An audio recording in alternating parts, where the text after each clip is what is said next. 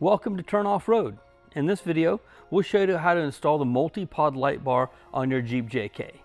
The tools you'll need for this installation are a 13mm wrench or socket, a 5mm Allen key, a T40 Torx bit, and the hardware included in the kit. Let's get started with the installation. All right, and here we are now with the JK light bar kit. What you'll get is also your multi-pod light bar, 2 brackets and some foam pads for lining the back of those brackets, and of course the hardware to install it. The first thing we need to do in preparation for installing this on the vehicle is to get these foam pads onto the back of the brackets, so let's do that. All right, here we are with the driver's side bracket and our foam pad to install. I just make sure that it follows the proper contour here, and then I'll have a mirror one for the other side. I'm going to start by removing the pre-cut pieces. We have the 5 mounting holes here, and then we have the logo area up here. All right, so the key important part here is that we line up our holes so the fasteners can go through easily. So I'm just going to start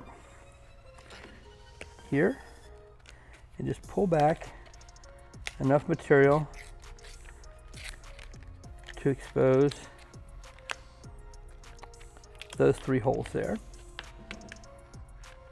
And I'm just going to start lining up the first one, going along and making sure that all 3 of these line up. All right, the next thing I need to do is get it into that corner back there and then make sure that these holes will finally line up there. So, pull that paper out. I'm going to have to push it down that way to get these holes to line up, and just kind of roll it into that crack. And there we have it. So with that done, I can start working my way down. I'm just going to push right into the center of the load point here.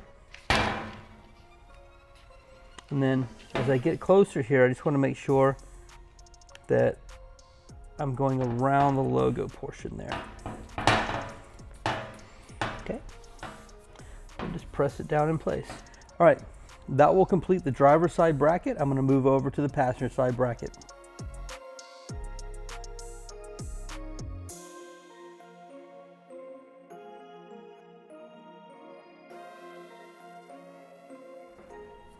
All right, and there we have it. Both of our brackets are prepared for installation. Next thing we need to do is go over to the vehicle and remove the hardware. All right, so on the vehicle, we can see I'm going to use these 3 fasteners as well as these 2. I'm going to get those removed and then get this installed.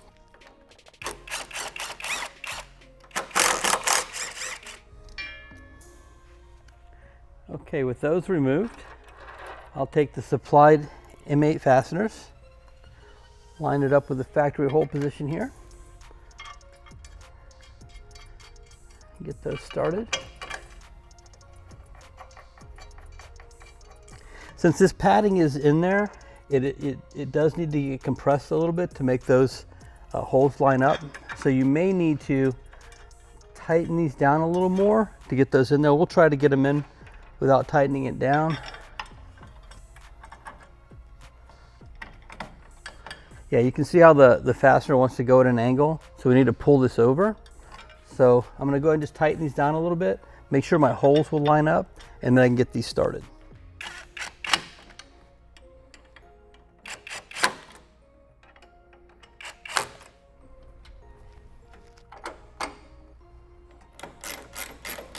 So I'm just going to take these down snugly. I still have a little bit of room to play on these when I go to align it, and then I'm going to get the other side installed.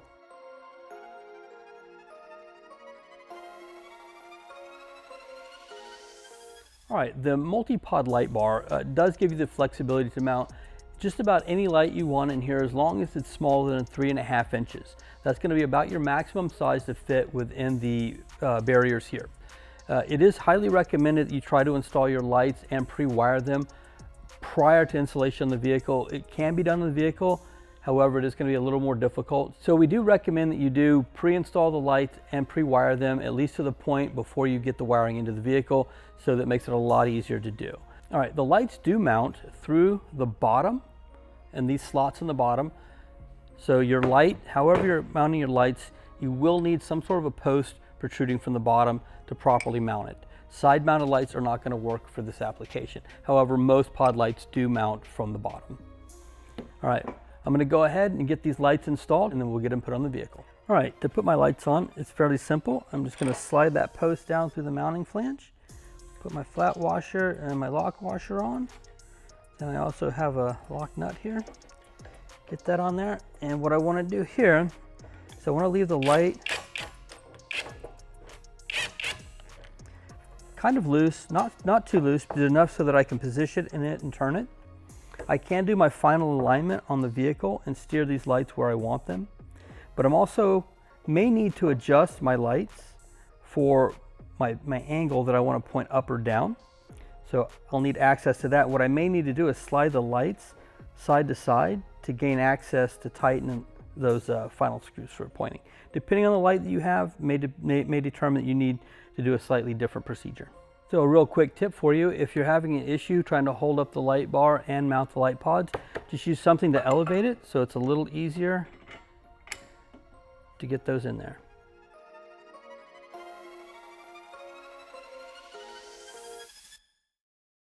All right, with all of our lights installed, I did leave the last two loose.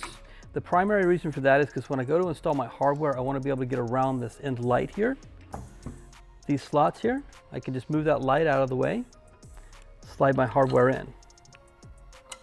If you have a different light that doesn't step back as far or is more rounded, you may not need to do that on this particular light. I just had to leave it loose. Once it's installed, I can tighten it up and I'll be complete. All right, with the brackets installed, they're not fully tightened down yet, so we make sure we can get this in. We're gonna go ahead and put our light bar in place. So I've got my top one on here. He's gonna go ahead and I'll give this a push over to make it easier for him to get that on. All right, we can go ahead and put our final lower fasteners in place.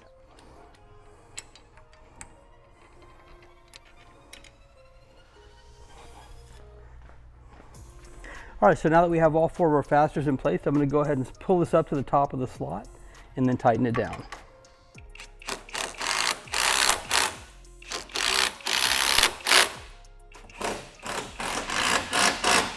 All right, and there we have the light bar installed on our brackets. We'll go ahead and tighten up the lower fasteners and then get out and adjust the aiming point of our individual lights.